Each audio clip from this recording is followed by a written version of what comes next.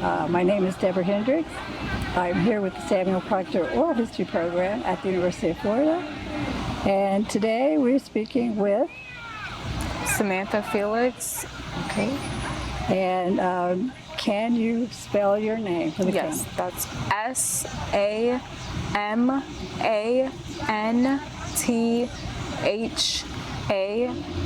and then Felix, F-E-L-I-X. Thank you very much. Now we'll just go with questions here. The date that the killing occurred. So my only brother, Matthew, he was 19 at the time. He was actually going to celebrate his 20th birthday the following week. He was murdered February 25th of last year, of 2020. Okay, thank you. And you've said your relationship with your brother. Is it your older brother? Or My younger brother. I was older by 2.5 years. All right. And I don't know if we've said his name yet. Matthew Felix. Matthew Felix. And can you describe who was he killed by? So we're from Queens. However, he was killed by Nassau County Police in Long Island. So they crossed Queens jurisdiction and they murdered my brother.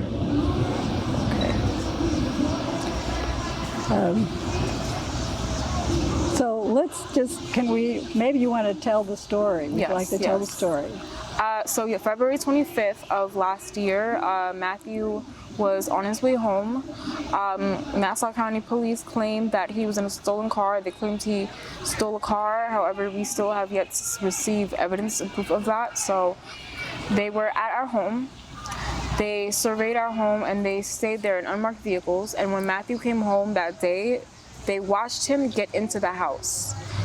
And that's our biggest question is, if you claim he did something wrong, why did you not arrest him there? Why did you watch him get into his home, watch him get into his car, and then follow him? To me, that seems very premeditated. So as they followed my brother, he drove only a few blocks, only 5 blocks from where we live. And when he came to a stop, they shot up his car. He was dead on scene. The bullet came through his throat, down to his chest, killed him. Since then, they just closed the case in June, this past June. Attorney General Tish James decided, this case, he's not gonna indict these officers. And in the reports, which was ridiculous to me, they contradicted themselves numerous times. They said they shot because he was reversing to hit them. Then, no, they shot because he was trying to go forward and go on the sidewalk. And then they shot him because he was reaching. We only have 2 hands, so what was he doing? How many of these things was he doing at one time for you to put 13 bullets into his car and kill a 19-year-old child? Since then, we have gotten the officers' names. Officer Ling and Perez were the officers who fatally shot my brother. We don't know what happened to these officers. We don't know if they're still working. Nassau County has been incredibly rude and just not cooperative at all. In the beginning, they treated my mom and I, it's only my mom and I now, they treated us as if we did something wrong. They tried to search my car as if I was a criminal. They tried to detain my mother for trying to go into her house. My mom's a hardworking woman and they treated her like a criminal. And then, to take matters even worse, we found out Matthew died when Nassau County Police Commissioner Patrick Ryder announced it on the news. That's how we found out Matthew died.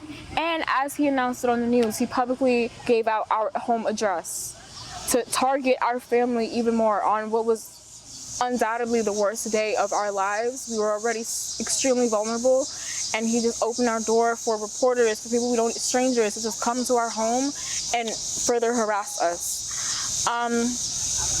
We want to know what happened to these officers. Did they murder a teenager? and then go back to work the next day. We don't know what happened to these officers. We don't know. I could be driving one day and just run into them and never even know. We don't know what happened. We want the unedited footage. We were only given the footage that was already released on the news. We want the unedited footage because the footage that we have is clearly edited, and we want the full story of what happened. And we want the case to be reopened. It was not justifiable, as Attorney General Tish James said in her report. It was not justifiable. Well, and how, it's not even a question, but how did this impact your family so far? Yeah, so I come from a small family. Like, it was in the household, it was only me, Matthew, and my mother. So now it's only me and her, and my mom has turned just very paranoid. She doesn't like to go outside. Every noise she hears, she gets startled. Because we're two women living in the house by ourselves. And it's a dangerous world out there, and it's, we miss Matthew. We miss him. I guess my last question would be, didn't you describe Matthew? Who was Matthew? Yeah, he was actually very shy. Like, he was a shy boy. Like, it's funny because, when I talk about him, he was so quiet until you actually, he opened up to you and warmed up to you, then But he always was very, very timid. Growing up, he wanted to be in the NBA like every little boy, but once he stopped growing, he realized that was not very likely. He wanted to do so many things. He wanted to play football, but like I said, he was very small, skinny child. It wasn't likely. Then he wanted to be a rapper, and then he actually decided he wanted to go to trade school, and he was going to go to trade school in the upcoming semester. He wanted to be a mechanic. So he really liked working on cars. If I had a car problem, he always would know what to do and fix it. So yeah, he wanted to be a mechanic, and he just never got that chance. Matthew was, he was our protector in the house, our rock, and now it's just difficult, yeah. Would you like to hold up a picture there of Matthew? We'll get that.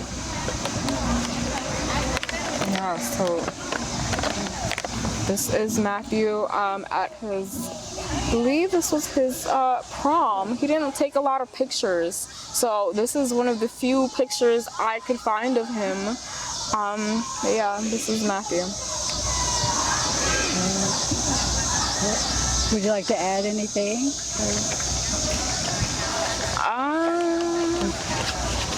I don't believe so. I think I mentioned.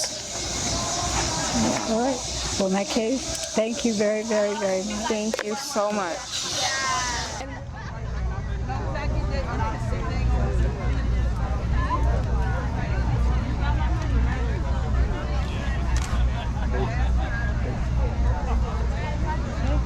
Okay.